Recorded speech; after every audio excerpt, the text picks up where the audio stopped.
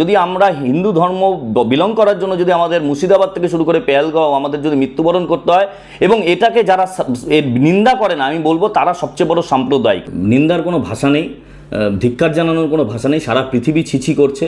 সবচেয়ে খারাপ লাগে কি বলুন দেখি, যে আমি জন্মগতভাবে একটা ধর্ম আমি বিলং করি, আমাদের হাতে তো থাকে না, আমি যে সারনেমটা বিলং করি সেটার জন্য যদি আমাকে মৃত্যুবরণ করতে হয় পৃথিবীর যে কোনো শক্তির দ্বারা, এটার থেকে বড় ন্যাক্কারজনক ঘটনা আর কিছু হতে পারে। এবং যারাই ঘটনা ঘটাচ্ছে আমরা বলবো তারা পৃথিবীর সবচেয়ে নিকৃষ্টতম জীব, তারা যে কোনো ধর্মই বিলং করুক না কেন, তারা কোনো ধর্মের হতে পারে না। কিন্তু আবারও বলছি, যদি আমরা হিন্দু ধর্ম বিলং করার জন্য যদি আমাদের মুর্শিদাবাদ থেকে শুরু করে পেহেলগাঁও আমাদের যদি মৃত্যুবরণ করতে হয়, এবং এটাকে যারা এর নিন্দা করে না, আমি বলবো তারা সবচেয়ে বড় সাম্প্রদায়িক। আমি হিন্দু হওয়ার জন্য যদি আমাকে মৃত্যুবরণ করতে হয়, এবং হিন্দু হওয়ার জন্য আমাকে যদি আমার আইডেন্টিটিকে আমাকে লুকোতে হয়, আমার মনে হয় সেটাই হচ্ছে ধর্মনিরপেক্ষতার নামে একটা মেকি ধর্মনিরপেক্ষতা। আমার মনে হয় এখন একটা সময় এসছে জেগে ওঠার। ওয়াকফ বিলের বিরোধিতা করবার জন্য পলিটিক্যালি বিরোধিতা করতে পারতো। নরেন্দ্র মোদী কি করেছে বা কেন্দ্র সরকার কি করেছে তার বিরোধিতা কিন্তু সাধারণ মানুষের উপর আসতে পারে না।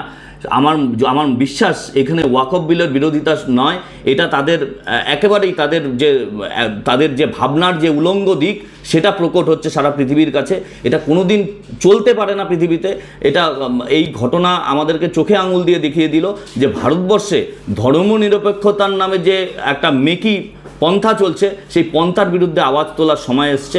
আমার মনে হয় যে সারা ভারতবর্ষ জেগে উঠবে আবার, এবং বিশ্বাস যেভাবে এই ভদ্রমহিলাকে বলা হয়েছে, যা মোদিকেও বল, আমার মনে হয় এখানে নরেন্দ্র মোদী একজন দেশের নির্বাচিত প্রধানমন্ত্রী। এখানে আমার মনে হয় বিরোধী পক্ষ, শাসক পক্ষ সবাইকে একজোট হয়ে এর বিরুদ্ধে রুখে দাঁড়ানো দরকার। কারণ এখানে দেশ আক্রান্ত হয়েছে, আমাদের দেশের প্রধানমন্ত্রী আক্রান্ত হয়েছে, দেশের সাধারণ মানুষ আক্রান্ত হয়েছে এবং মানুষ মৃত্যুবরণ করেছে। আমার মনে হয় এক্ষেত্রে কোনো রকম রাজনৈতিক দলাদলি না দেখে, মেকি ধর্মনিরপেক্ষতা না দেখিয়ে এর বিরুদ্ধে রুখে দাঁড়ানো দরকার।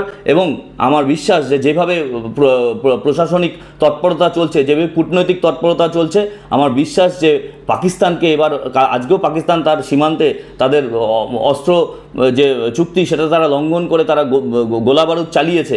আমার বিশ্বাস যে একটা কড়া পদক্ষেপ আমাদের কেন্দ্রীয় সরকার নেবে, এবং সেই প্রশ্নে সমস্ত রাজনৈতিক দল দেশের স্বার্থে, দেশের সার্বভৌমত্বের স্বার্থে, দেশের নিরাপত্তার স্বার্থে সমস্ত দল ভারতবর্ষ হিসাবে কাজ করবে এবং এই সমস্ত নোংরামির বিরুদ্ধে রুখে দাঁড়াবে।